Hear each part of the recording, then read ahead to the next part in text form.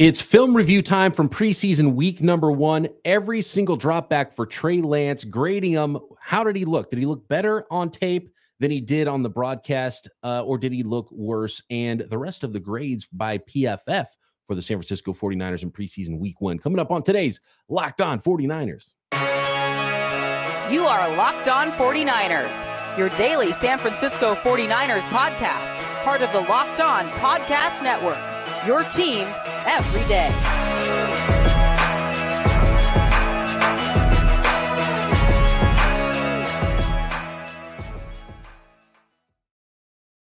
Welcome to Locked On 49ers. Brian Peacock, not with Eric Crocker today at BD Peacock. Croc is driving across the country, somewhere between Texas and Arkansas, right about the time I'm recording this. He'll be back with me tomorrow. His thoughts on the preseason so far for the San Francisco 49ers. I went through and rewatched every snap on the all 22 of Trey Lance's first preseason game on Sunday. And I'm going to go through every single one of those throws. We're going to take a look at the PFF grades for the quarterbacks as well as the rest of the football team for the San Francisco 49ers today. I do want to thank everybody first for making us your first listen on the Locked On Podcast Network, your team every day. Make sure you are subscribed up and you can be an everydayer on YouTube and everywhere you get your podcasts. So I gave Trey Lance a stock down for his performance yesterday, and I went back through the tape, watched every single throw, every non-throw, every drop back, every scramble that he made from preseason week number 1, and went through every play, and we're going to go through them together here.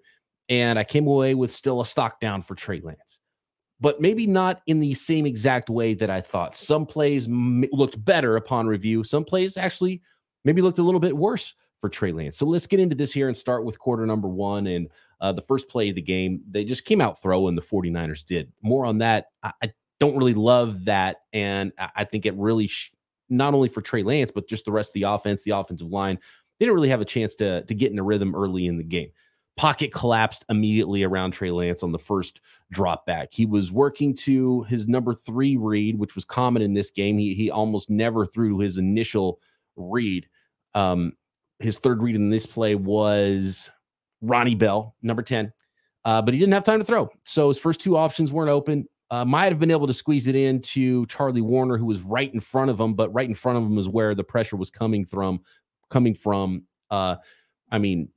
Nick Zakelj just getting walked back right into Trey's lap on this play. And I don't think there's any player that got a worse grade. And actually, I haven't looked at those grades yet. I've got them up here, but I don't know what Nick Zakelj's PFF grade was, but it had to be the worst on the team. He was just consistently beat up front, and that can't happen, and it makes things very difficult. So this one not really on Trey. His initial reads weren't there. Could he have fit something in? Maybe it was a 2-yard gain instead of a 3-yard loss on the sack, but he was sacked for a loss of 3 yards on this play. Nowhere to step up and throw, nowhere to, when the pressure's right in your face, and that's where the one guy who's 2 yards in front of you maybe could have thrown to. I'm not putting that one on Trey. Second 13, Trey Lance passes short left to Ross Dwelley for a 7-yard gain. Play action, little quick out like that one in rhythm. Good job, completion, not a big time throw or anything, but you're moving forward at least. Now 3rd and 6, the 49ers come out throwing again, shotgun. Trey Lance had Dwelley out of the left slot at the sticks, and he was looking right at him. He was looking that way, did not let it rip. Why did he not let it rip? I don't know, but this one's on Lance. Look, there was pressure from Zakelj and Pryor. He got sacked, but the pressure shouldn't have got to him because he should have got it out and probably had a first down and continue that drive if he would have let it go, if he would have let the ball go. And I don't know why he was hesitant on that play, but he was, and it ended up being a sack in the 49ers punt. So one bad play, one fine play, and one that was not his fault. 49ers go 3 and out. 49ers come back again on their second series, run the ball on first down, 2nd and 7. Trey Lance passes short down the middle to Ross Dwelley. It was a little bit behind him, but he does a play action roll right, finds number 82. It was a nice catch by Dwelley because the ball was behind him a little bit. And when I watched this one live, I thought maybe he was even throwing it to Charlie Warner, who was kind of right behind him. Warner was in pass protection, it looked like on that play, and then just kind of ended up meandering out near where Dwelley was. Not good spacing. I don't think he was necessarily supposed to be right there. But going back and watching it, you really see how the play developed and why Lance had to wait, and then why it was a more difficult throw for Lance. And that was because, it was a play action rolling right. There's a free defender that's on Lance to navigate that defender. But he had to continue rolling around that guy so he could have the window to throw to Dwelley. So he had to keep going, and it took him a little wider. So he had to come across his body and kind of wing it sidearm. And so it was actually a difficult play for Lance, and a nice catch on Ross Dwelley's part. But when you're viewing it from the end zone angle on all 22, it was a lot more difficult than it looked like in real time. So not terrible by Lance, and it was a completed pass. You would like that more on his chest, but you understand why it was more difficult throw, because he had to get around that defender and throw it around him to get the ball to Ross Dwelley. 3rd and 5, not terrible here. Looked worse during the broadcast as well on this one. He starts left with his reads, comes back to the right, and then sort of has to subtly move in the pocket before he could let the ball go short over the middle to Charlie Warner, because there was a pass rusher coming.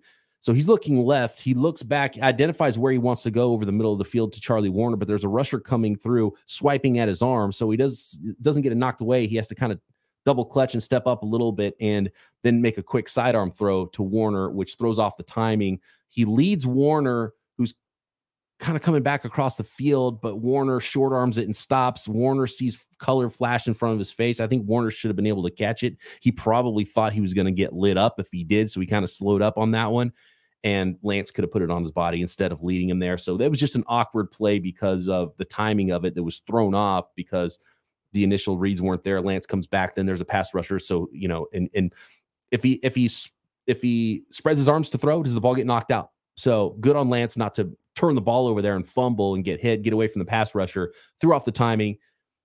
Again, this is his incomplete pass over the middle. You've got to hit these, but you understand why it didn't look as bad here upon reviewing the all 22. And if he didn't have to double clutch, I'm sure it just would have been a complete pass over the middle. Another punt. So 3 and out to start for the 49ers. The first 2 series is not good. This is not the start you want. There's a lot of factors here. Some of it's on Lance. Some of it's on the pass rush and the offensive line blocking in front of it. Some of it's on, I think, his weapons. His first read wasn't open a lot. They weren't running the ball at all. So everything was on Lance to move the ball down the field. So a lot of factors to why things started so slow, and there was no rhythm gained by anybody on the 49ers offense to start the game. And it continued into the 3rd drive of the game. First down, bad miss. Again, moving off of his initial read, check down to Warner on the left side. Lance got there quickly. So he got through his reads quickly. He realized he has to check it down to Warner, who's running who's in the flats on the left side. And he identified it, got there quick, and just completely missed him. Like just one of those inaccurate throws that we've seen now and again from Trey Lance since he became a 49er. And you can't miss a throw like that. Like he just misses it completely uncatchable, way over his head. It's not a difficult throw. So I don't know if it's a footwork thing, if it's part of the mechanics he's working on, but you can't miss like that. Again, by the way, it didn't affect the play, didn't affect Lance, but Zakelj just got manhandled again on this play. So 2nd down and 10 on this 3rd drive. Lance scrambles left. There's a rusher in his face immediately. This one was on Poe. Poe didn't get beat by the rusher, but Poe just kind of let the guy go. Kind of did that thing where he slides right, is looking here, just puts one hand on it because he thinks that Jalen Moore or somebody else is to his left to pick that up. But watching this play, and this is one where Ross Dwelley loops around from the left side at tight end underneath where Poe was, then got hung up because Poe was supposed to be, I think, shading back left, and instead he lets the rusher go. So mental mistake there by Jason Poe at left guard, and Lance ends up scrambling away and gets 2 yards. And he was kind of looking downfield initially. I was like, wow, how is he not running away from that pass rusher? But he was still kind of looking downfield to throw as he was scrambling, which is why he wasn't able to take off and maybe get the first down on that play. Lance probably should have tucked it a little bit sooner if he wasn't going to be able to throw that ball. Then on 3rd and 8, another sack, pressure from the right. Both Zakelj and so it was 63 and 75 that were beat a lot in this game. Matt Pryor, 75 at right tackle. So he steps up. Then there's another rusher. I believe it was Jason Poe's man at that point. At that point, it's too late. You're already kind of getting out of, you should have never had any of the pressure, but you get pressure with both guys beat on the right side. Then you step up, and then now there's more pressure. And you might have had a big gain to Conley on this one. It was a slower developing route, so you had to have time, and there was just no time to throw it. So this one not on Lance. This one was all on the pressure from the start that thwarted that play on 3rd and long. And the 49ers were in a lot of 3rd and longs, and that's where the rhythm, you think, yeah, it'd be nice if the 49ers ran the ball a little bit. And they did on the next drive, which resulted in a touchdown, oddly enough. How did it end up in a touchdown? Well, punt, touchdown. Let's get to the touchdown drive next. The final couple drives of Trey Lance's day, and then my overall thoughts on Trey Lance and how he played in his preseason debut 2023. PFF grades as well. Next. Today's episode of Locked On 49ers is brought to you by eBay Motors. Our partners at eBay Motors have teamed up with Locked On Fantasy Football host Vinny Iyer to bring you some of the best fantasy picks each week, all season long. Whether you're prepping for a draft or scouting the waiver wire, every week we're going to provide you with players that are guaranteed fits on your roster. So with draft prep underway, eBay's guaranteed fit fantasy picks of the week.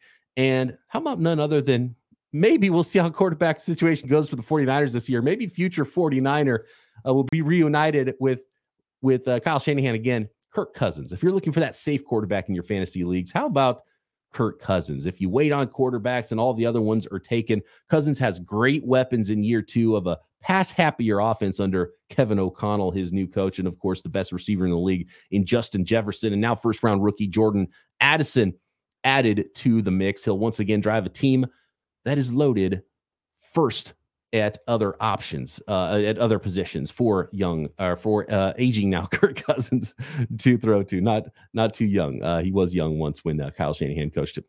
Vinny Iyer from Locked On Fantasy Football is going to help you win your fantasy championship, and eBay Motors knows a championship team is about each player being a perfect fit. Same with your vehicle. With eBay Guaranteed Fit and over 122 million parts and accessories for your vehicle right at your fingertips, you can make sure your ride stays running smoothly. Air filters, brakes, batteries, tail lights, alternators, shocks, struts, you name it, you can find it at eBay Motors, and they'll make sure it's the right fit for your car, because eBay Guaranteed Fit helps you find exactly and understand exactly what part you need for your vehicle the first time. So go forth and find exactly what you need, because now you'll always be set up for success from the get-go with eBay Guaranteed Fit.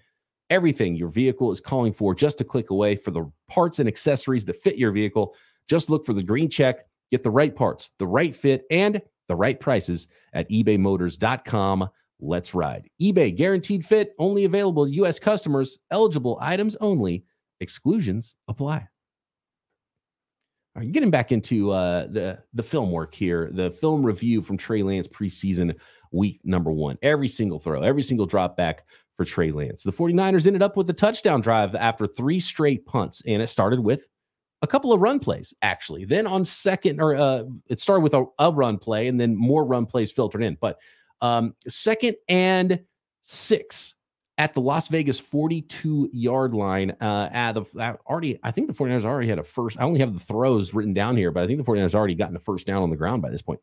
Trey Lance passed short to Troy Fumagalli for 8 yards. So it did start with 2 run plays, and the quick out to Fumagalli here. And so right away, and it was obvious watching this at the time when during the broadcast and you're watching the game real time, you're like, okay, they're not running the ball at all. It's all Trey Lance throwing.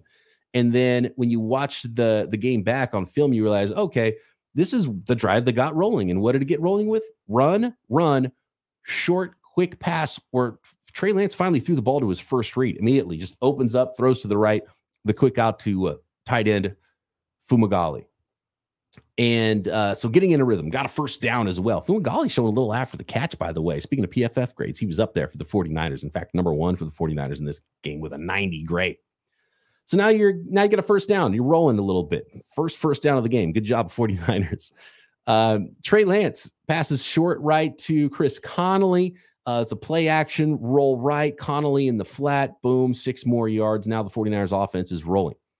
Love this play. 1st and 10 from the Las Vegas 21. Nobody open on the left side. So Trey Lance steps up, has room to scramble, starts to take off up the middle, but instead of running, sees at the last second Snead break open flips it to Snead instead, lets Snead do the work. Lance looking like a playmaker there. So I like that play. And to be honest, it was a little Brock Purdy-ish, the way Lance was playmaking out there on this specific play, stepping up, using his legs, but then still not giving up on the pass and flipping it to Snead to do the rest for him. First and goal to Las Vegas 9.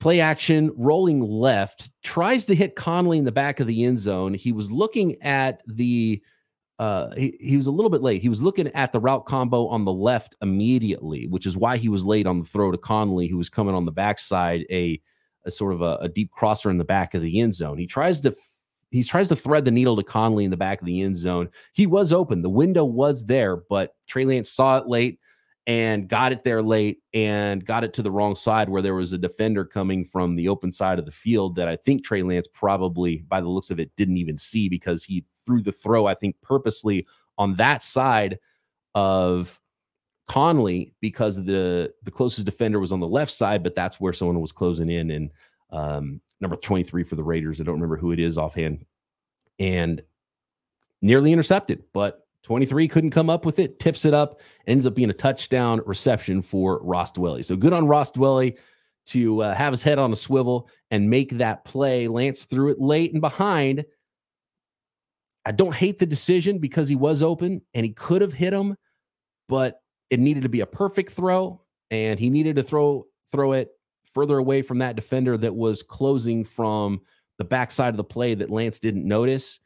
And so it either needed to be perfect or released a tick sooner. Ended up being a bad throw and his worst throw of the game that ended up being the only touchdown of the game for the 49ers.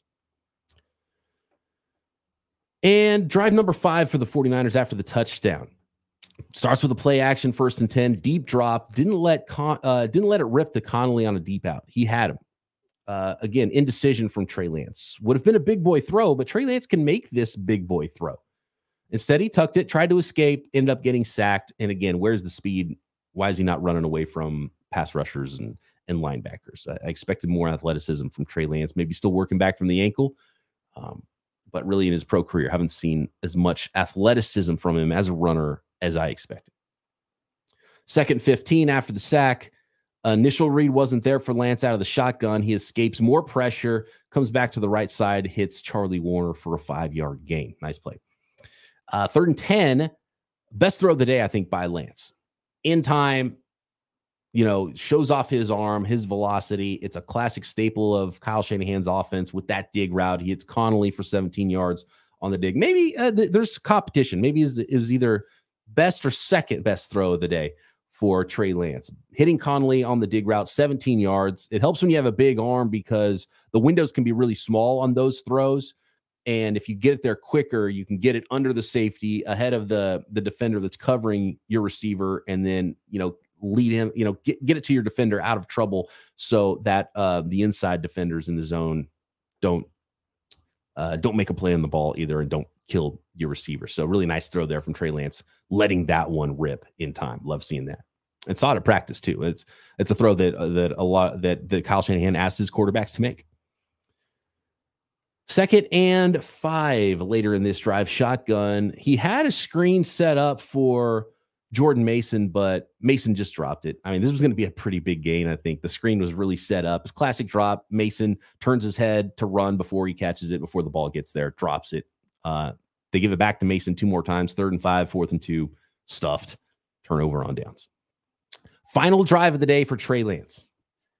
Another dropped interception. This is the Jimmy G interception. Again, this is another Shanahan staple that this is almost the Shanahan interception.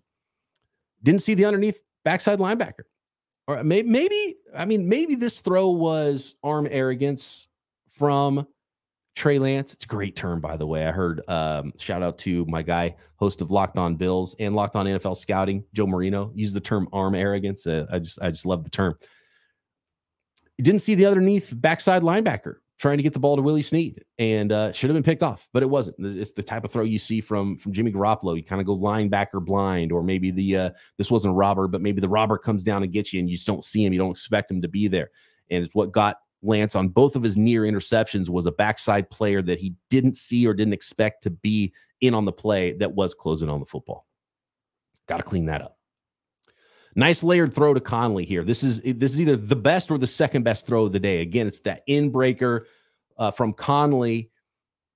But it was different than the other dig throw because on this one, there was a defender underneath and he still had to get it in front of the safety who's behind Conley, the deep safety. But this time he had to layer the throw over an underneath defender, and he did. So really nice touch on Conley on this dig, a much different throw than the throw he made on the previous drive to Conley for a 17-yard gain. This one went for 24 yards. So great stuff on that throw by Trey. To finish up this drive, which led to a wide left missed 40-yard field goal by Jake Moody, if you remember. He drills Fumagalli on a hook over the middle of the field. Fumagalli proceeds to break tackles and gain 22 yards. Easy throw, wide open, right down the middle, and good work by Fumagalli after the catch. Last drop back for Trey Lance.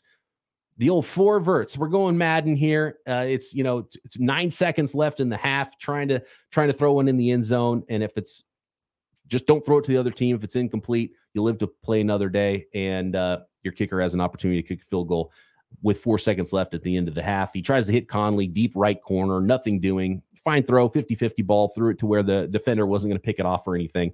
But Conley wasn't open and couldn't make a play on the ball. Maybe and probably should have tried to hit Snead deep on the post in the back of the end zone. Would have been a tough throw as well. Might have been a better option than Conley there, but throws it where only his guy can get it and end up with a missed Moody field goal to end the first half. So that was the day for Trey Lance. My thoughts overall on the day for Trey Lance, if I feel differently about Lance's outing after going through all the film and breaking down every one of his throws and every one of his dropbacks. And then I want to talk about the PFF grades for everybody else on the 49ers from preseason week number 1 next. And I do want to thank everybody once again for making Locked On 49ers your first listen every day here on the Locked On Podcast Network.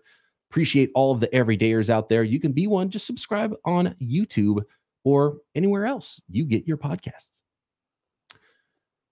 Okay, so Trey Lance.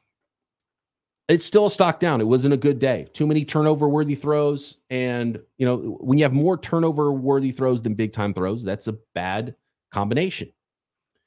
In a lot of ways, there were some plays that weren't as much on him.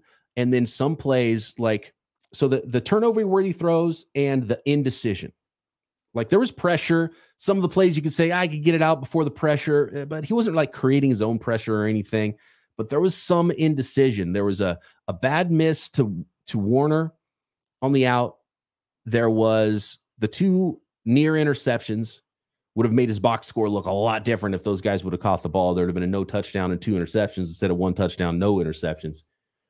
And just some indecision. Let it rip, young man. Let it go. So I think those are things that can be cleaned up, and I expect him to look a little bit better, a little bit more in rhythm in the next preseason game, and I'm looking forward to that. Just see him loosen up, be a little bit loose. Remember, this is the first game he played since September. So let it rip, Trey Lance, and when you let it rip, don't throw it 9 feet over a guy's head, and don't throw it to the other team. And I think he'll be fine, and he'll be really good. And again, more reps is where he's going to get more confidence. Is he going to get those reps with the 49ers? I don't know, but was hoping to see a little bit better debut this year from Trey Lance. Still has a couple of preseason games to show us what he's got. How about those PFF grades for the quarterbacks and everybody on the San Francisco 49ers? Well, it shouldn't be a shock to anybody out there that Trey Lance did not have a good PFF grade. His PFF grade was actually 35.6. And because of the 2 turnover worthy plays, that was what really did him in there. Sam Darnold, nice grade, 73.7. He was solid and the best quarterback of the day, according to PFF. And that's what I thought when I came away watching this game. It was kind of the reverse of Trey Lance, because Brandon Allen did end up with an interception. It was a ball that went right through his receiver's hands. So 90.2 grade for Brandon Allen in this. And he was the highest graded quarterback. I thought he played the best. I thought Sam Darnold played pretty okay, pretty good. And, a couple of really nice throws. He did have that, maybe the best. Brandon Allen and Sam Darnold both had pretty good throws in this one. There were some decent throws from the 49ers quarterbacks in this one. If not for the inconsistencies in the pass rush for Lance, I think all 3 quarterbacks might have ended up looking pretty decent. But Brandon Allen, I thought had a really nice day for the 49ers. You can really see why Kyle Shanahan likes him. 90.2 PFF grade for Brandon Allen in this one. But how about Fumagalli? Does him better. 90.8 PFF grade for Fumagalli. Led all of the San Francisco 49ers. Ross Dwelly, too. 86.1 grade. So good on him. PFF also really liked Isaiah Winstead, who had a 73.9 grade. I got to go back and watch some more of Joey Fisher, who was in the game in the second half. He had 14 total snaps, and I think they were all pretty solid snaps. He was graded, I think, 6th highest player on the San Francisco 49ers on the day, on the 49ers offense, that is, on the day. Matt Pryor, I'm surprised his grade is 72.2 because he was beaten way too many times for my liking. So they must not have been putting those pressures that I thought he was getting straight up beat on him in this game. The only other player above 70 on offense was Chris Connolly, 70.8 grade. I'm looking for Nick Zakelj. So Nick Zakel's pass block grade was 31.7, but I guess he was decent, 71.7 in the run block. So ended up giving him a 63.5, but man, this guy can't be on the football field if you're getting beat like that. So 63.5 seems generous when you're just getting destroyed as a pass blocker. Nick Zakelj really has to clean it up. And the worst grade of the 49ers offense on the day goes to Trey Lance, 35.6. Second worst goes to Cameron Latu at 48.1. Looking at the defensive side of the ball, according to Pro Football Focus, the best player performance for the 49ers in preseason week number 1 was none other than Kerry Hyder. Kerry Hyder in his 14 total snaps, 81.7 PFF grade. He was given credit for 1 total hurry on the game and 1 tackle with 1 assist. Quantrez Knight, a 76.2 grade. Cleveland Farrell, a 75.4 grade with his 1 total pressure, which was a sack, one of the best plays from a defender by the San Francisco 49ers on the evening. And AJ Parker, 72.8 PFF grade and an 89.9 coverage grade, the best coverage grade from the nickel slot cornerback. I wonder if he's got an opportunity to make the team. The 49ers have a lot of guys that can play in the nickel. I think Isaiah Oliver didn't have the greatest preseason game there. I wonder if there's some opportunity to battle for some roster spots for the 49ers at nickel corner, because I would have assumed before the preseason that AJ Parker was destined for the practice squad if he was going to be around at all. But he did make a few stops and 3 tackles and look good in coverage. So good on you, AJ Parker, for making the most of your first preseason game in 2023. Then number 5 on the list, the only other defender above 70 grade, 70.1 was cornerback Deshaun Jameson, who looks solid out there in coverage, and that doesn't even count his return ability as well. So good on Deshaun Jameson, who's really making a push to make the roster himself. This is an interesting one. I mentioned Isaiah Oliver. He had the 3rd worst grade, 30.1 grade for the 49ers as a nickel cornerback. But Jalen Graham, he was a stock up for me. He had a 29.7 grade, the 2nd worst graded defender for the 49ers on the entire day. And that was not a tackling grade. He was fine there, 81.1 tackling grade. It was in coverage, which is the question I have about Jalen Graham. And I don't remember offhand which plays he must have been targeted in coverage, but they must have been pretty bad because he was targeted 3 times and it was 3 catches for 44 yards in his coverage. So I'm going to go back and watch that one as well, because Jalen Graham was all over the place and in on a lot of plays, but coverage is one of the questions why I wasn't sure if he could play more of that true off-ball and Mike linebacker role, which he was playing in this football game.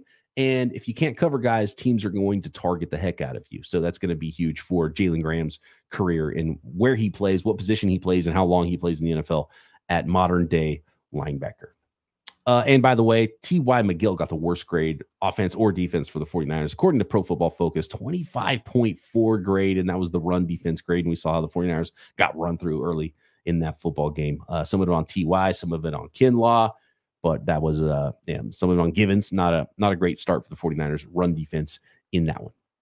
All right. Thanks, everybody, for making Locked On 49ers your first listen every day. What did you think? If you rewatched the football game, what did you think of the performance from young Trey Lance? Do you think it was better than you initially thought? Is it worse than you initially thought?